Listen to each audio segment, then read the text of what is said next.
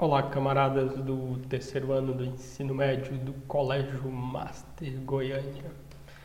Aqui é o professor Daniel Ferreira, seu professor de Física. Então a gente volta aqui para a nossa terceira aula dessa semana, tá bom?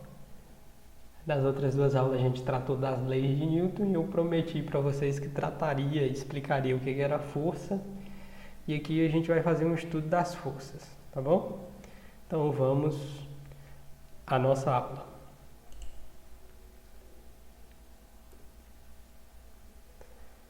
Então o que rola? Vamos começar. Lembra que a gente está estudando dinâmica, né? A gente saiu lá da cinemática, a gente se encarregou no início do ano só da cinemática. A gente estudou lá movimento retilíneo uniforme, movimento retilíneo uniformemente variado, queda livre, lançamento vertical e horizontal no vácuo, lançamento oblíquo e horizontal, construiu o canhão lá de ar comprimido, quase concluiu os experimentos com o canhão, aí veio a peste e estamos todos de quarentena, não concluímos aquele trabalho, né? Eu vou inclusive anunciar que eu vou ter que passar um outro trabalho para vocês que vai ser disponibilizado no decorrer dessas semanas, mas beleza. Então, saindo desse campo da cinemática, a gente entra agora na dinâmica. Na cinemática, a gente não está interessado em quem causa os movimentos. E aqui na dinâmica, a gente vai estudar justamente os causadores dos movimentos, tá bom? Então, vamos começar definindo o que é força. A força apareceu lá nas leis de Newton. Segundo a lei de Newton, apareceu um termo de força lá. Então, força eu posso definir de maneira mais simples, dizendo que é um puxão ou um empurrão, tá bom? De novo, o nosso copo aqui, ó. Então, você pode definir a força como sendo um empurrão ou um puxão, tá bom? Lembre-se que você nunca tem força. Força é algo que você aplica.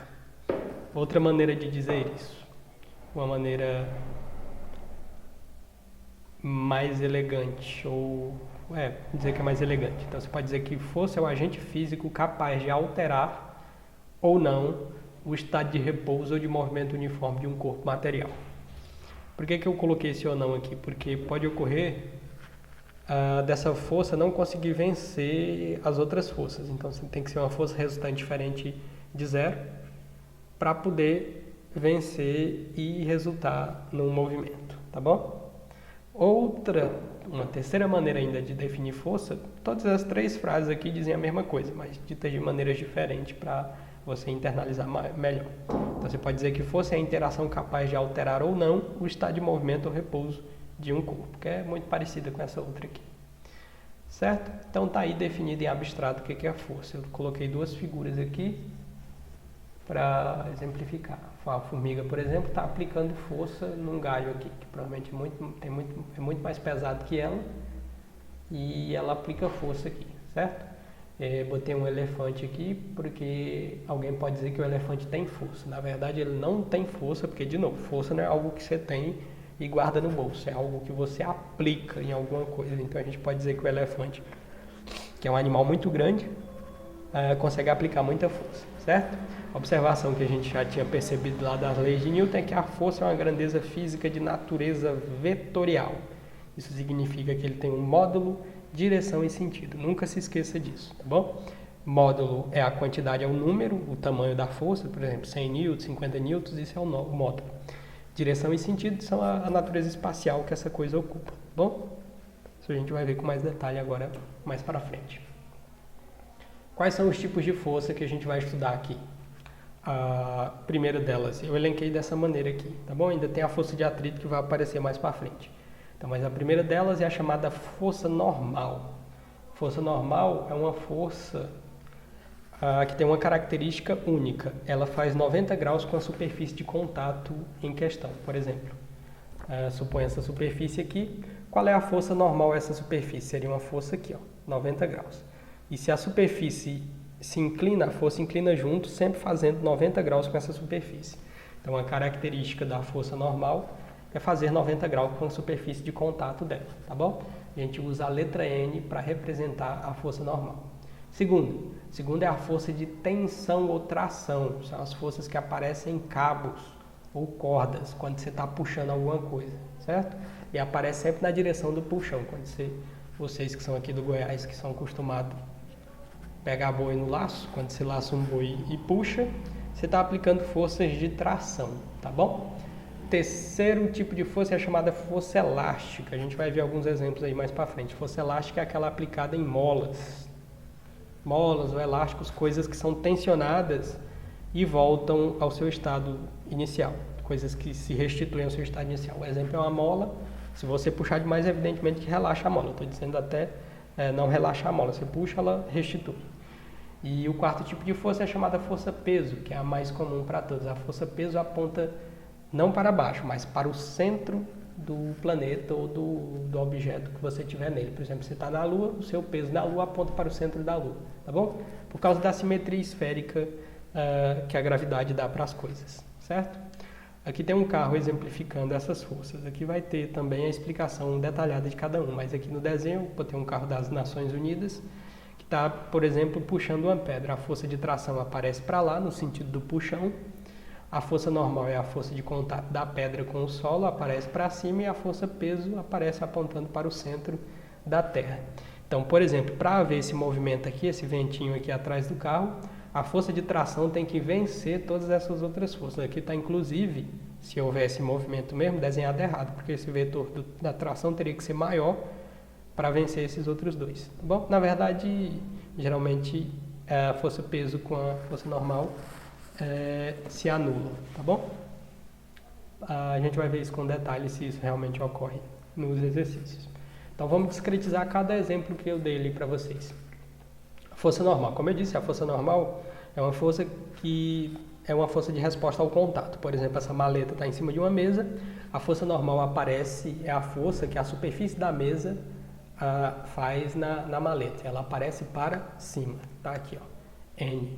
Não podia faltar, que é o que vai acompanhar todos os corpos sempre, é a força peso, que apareceu aí também, que nesse caso os módulos têm módulo igual à força normal, bom? E apontam em outros sentidos contrários.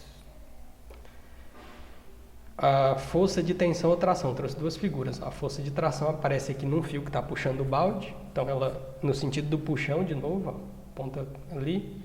E a força peso apontando para baixo. Outro caso de força de tração seria aqui nessas cordas dessas duas argolas. Lá nos Jogos Olímpicos tem esse esporte aí. E aqui aparece uma força de tração ou tensão. Tá bom?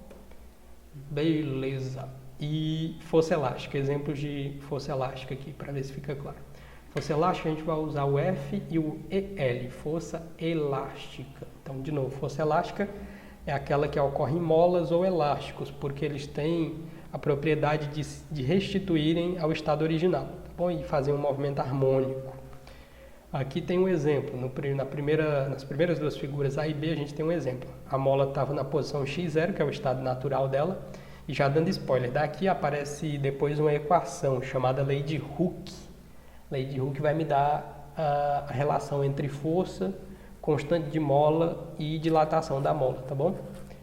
Força na lei de Hooke, F é igual a menos kx, onde K é a constante da mola.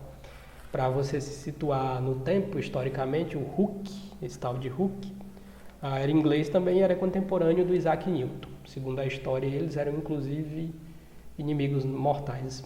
Eram os dois ingleses e contemporâneos e eles atuavam lá faziam parte da Royal Society.